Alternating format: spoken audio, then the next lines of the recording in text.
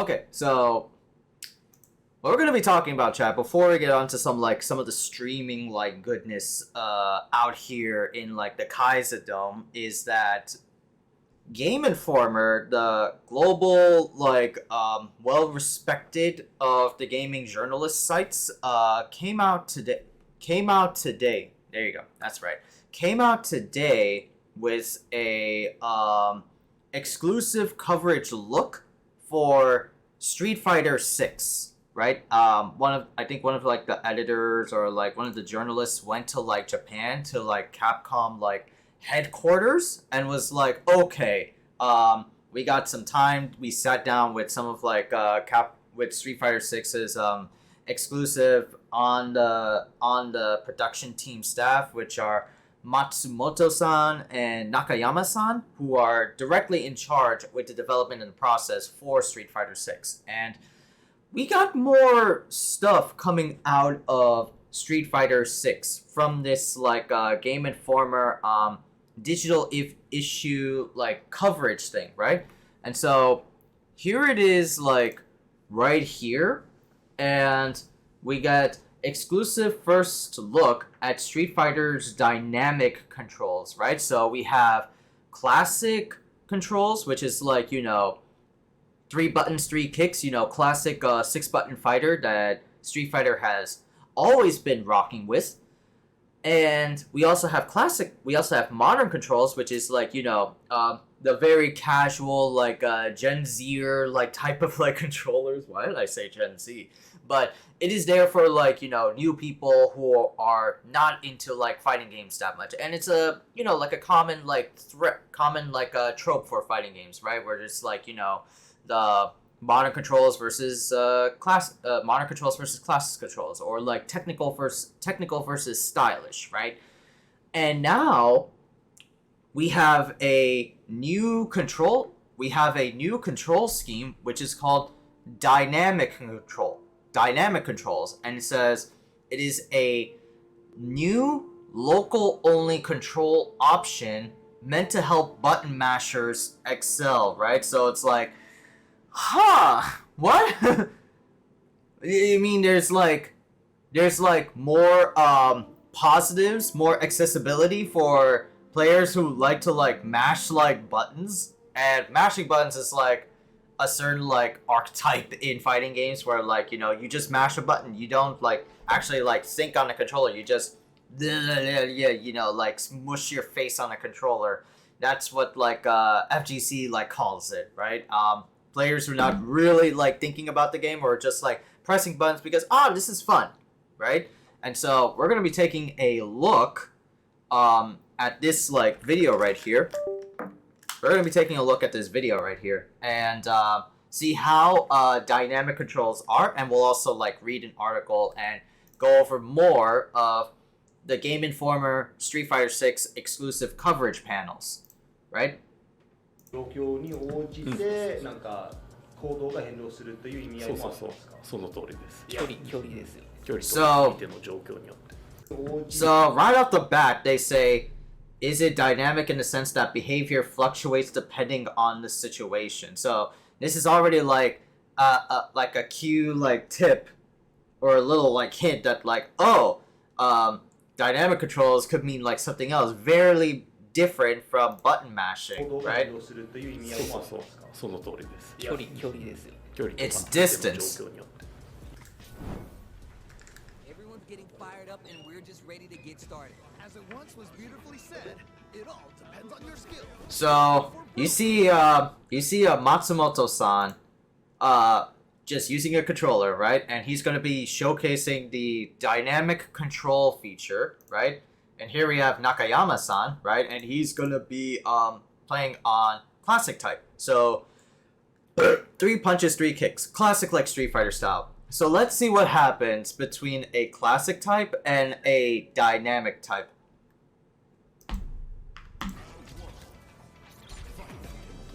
All right, first round. What's going to happen? All right, let's go.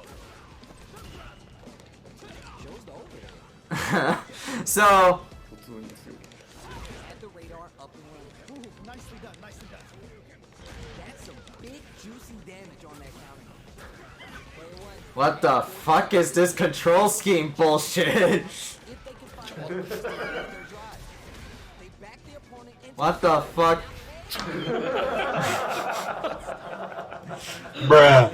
I was like, Matsumoto-san, it's like, hey, hey, I beat your ass, bitch. So this is literally dynamic controls, like in a nutshell.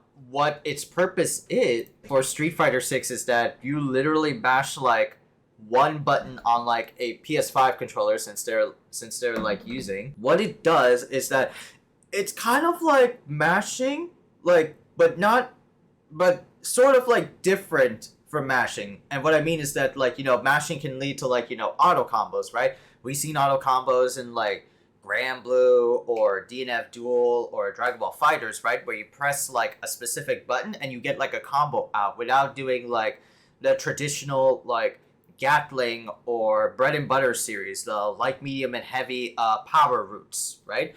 And so what dynamic control is that it's not like auto comboing, but it is like mashing. And what dynamic controls is that you essentially have like a button schematic for very, very new players coming into the game that just, you know, I don't know how to do neutral. I don't know what to throw a fireball. I don't know a perfect cross-up or okizeme. I don't know what a throw is.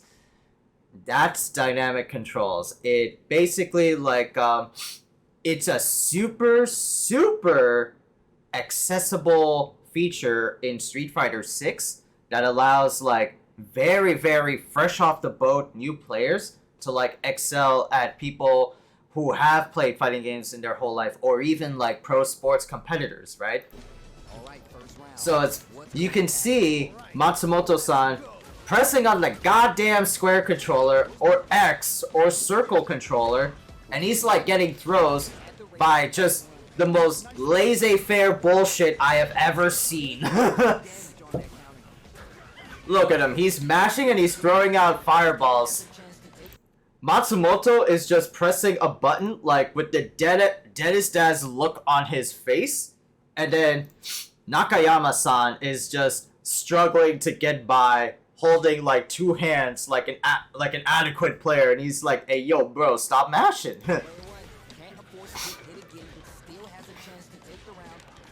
Yep, so he's like, he's just been mashing like crazy, and get up, look at that. Look at that.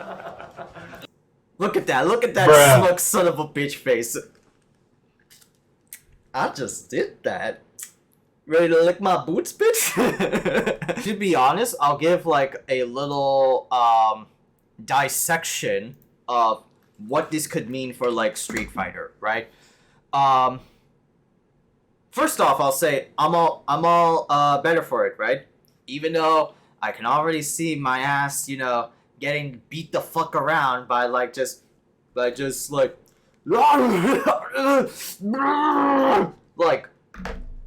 I'll be totally fine with it, because I've learned over the experience in my life that I should not be a super strickler. I should not be super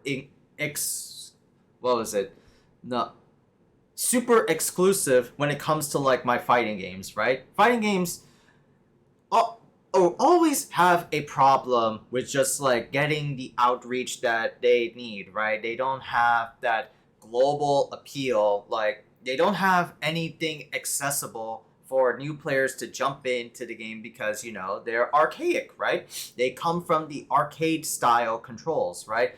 A lot of weird button mapping, a lot of weird schematics for them. You have to memorize a lot of shit. You have to know what your moves are, what neutral is. You have to know a lot of the different fighting game like terminology, even though that's like optional at that instance, at that point in time, right? But, you know, new players are not going to jump in on a fighting game if the fighting game does not allow you to like feel good that, like, you know, you're new to the game, you're learning, right? And that's how it like should be, right? But fighting games are like intimidating to the fact that you have to invest so much time into like learning the game, go from the tutorial, and sometimes the tutorial can be very lackluster in the sense that like, okay, we show you how to move, we show you how to do this and that, you're good to go fight online.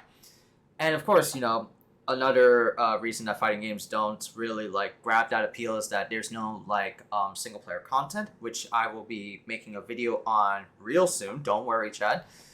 A Khaiza dojo is in the works. I just have to coordinate a time and a place for that. But yeah, fighting games don't have a lot to go on by when it comes to like getting that global reach your hand outreach to like new gen players who are playing like other games like on their phones or playing like League of Legends or Fortnite or Apex Legends, right? Games that like, you know, they're easy to learn because, you know, right, for League of Legends, for instance, it's just like you have a mouse. You have a mouse that I'm like holding on right here. You have a keyboard. You have a keyboard right here. You understand this and that. It's easy to like get into, right? But for a fighting game, it's just this like very high barrier of entry that nobody can like get into, right? And if one casual, super like casual player learns how to play like a wants to play like a fighting game for like a casual like fun time, they're not gonna have fun because like, you know, they need some acclimated time to get used to like the controls, how buttons work, how specials work, right? There's a lot of like these nuanced things in a fighting game that it's not going to be that easy to learn for someone who's not into like fighting games, right? And dynamic controls, right? Let me turn off this thing right here. There you go. And for dynamic controls, right, where Game Informer is showcasing how Street Fighter is like, you know, breaking that high ceiling barrier down by making, you know, super accessible features that will make their game like, of course, you know, pop off, but they want to like bring in new crowds of new people, not just the FGC, not just like the gamer crowd, but like, you know, have new fans, new generations of fans become interested in their game series, right? And to be honest, like, I think that's good, right? Because when I saw like dynamic controls, I feel like I was like, yes, final fucking fighting games are taking that brave, bold step and not being super exclusive, not being super into like themselves, their fucking high horse, and just making themselves inclusive as they possibly can by making accessibility controls, making single player content that makes them invested into their game, right? Street Fighter 6, for example, right, which is the topic that we are discussing, is that, okay, Street Fighter 6 is doing everything in its can to make sure that new players, not just fighting game fans, are going to be coming into their game and trying out their game, right? You do not know how many times, right, my niece, for example, when she comes over to my place and she's like 5-6 years old, about like this high right here, and she always like comes to me like, Farhan, give me your Nintendo or some shit, right? And I bring her down because, you know, I'm trying to be like a good uncle and trying to not give her electronic devices that much often, right? But then again, it's our like kid generation, right? Our young ones are super glued to like, you know, iPhones and tablets and shit like that. So there's like no fucking escape, right? And I bring down my Nintendo Switch, right, to my niece, and we play games together, right? And we sometimes mostly, from what I've seen, we play Super Smash Brothers, right? The most highest grossing Nintendo fighting game there is, and she obviously is a new blood, new child, right? So she picks characters like fucking Minecraft Steve and all that shit, and I just have to like, you know, play with her, right? And I beat her like countless times. I sometimes feel sorry where like I have to let go of my like controls and just like let her win a few times, right? But I've seen from her that she is just like playing the game. Like every time I like try to like give her some like strategies or like some guidance on how to first learn how to play Super Smash Brothers, she doesn't want to learn. Right? Like even though she is a smart cookie, right? But like goddamn, like is it that much fucking troublesome to get some like fighting game nuance like skills through her small teeny tiny brain, right? Like she can be smart, she goes to like Kumon, but like damn, it's hard. But what I'm trying to say is, chat, that yeah, like accessibility features are what matters in a fighting game, right? You want like new players, new gen to come into your game and feel like, oh, I can do this, oh, I can do that, right? I can actually play on an even playing field without even having to try hard. Sure, that's bullshit, right? To some like high elitist like FGC fans like out there could be like some, I don't know where, but it's not wrong to assume that there are people that are like that, right? But man, this is like a gold mine because like now I get to like actually play with like my 5-year-old niece or like my cousins, right? That don't know jack squat about like fighting games, right? That don't know how to play, and they could just like they could just like press one button with the greatest of ease, and you know, I'll just be like playing my regular style, right? I'll play like yo, what's my neutral? I'll play with my fucking fight stick in the back right there. I have to be super pro level, right? And you know, I say all the worth it, right? Street Fighter is trying to be super casual to fans. It's trying to reach out to like that market, and it's doing super well, right? A lot of positive impressions for Street Fighter 6, and it is the first fighting game to have, I feel, the most accessible bullshits there are, right? From Capcom, it's like congrats, right? Even though like it can be pretty like salty to lose to a type of player that does like dynamic modes and they could just like get away for free, right? But think about it this way, right? Again, fighting games are super restrictive. They never open their doors. They never open up their borders to anybody because, you know, one aspect would be like the community, right? We're very like gatekeepers, right? We don't want anybody to come into our fighting game, and I'm like one of those like people where it's like, I don't think this game is good for you, right? There's a lot of like nuance to this shit, but you know, right? Fighting games need that outreach, right? Fighting games need to have like that extend your hand and reach out to that global market because, you know, right? Fighting games are the best, right?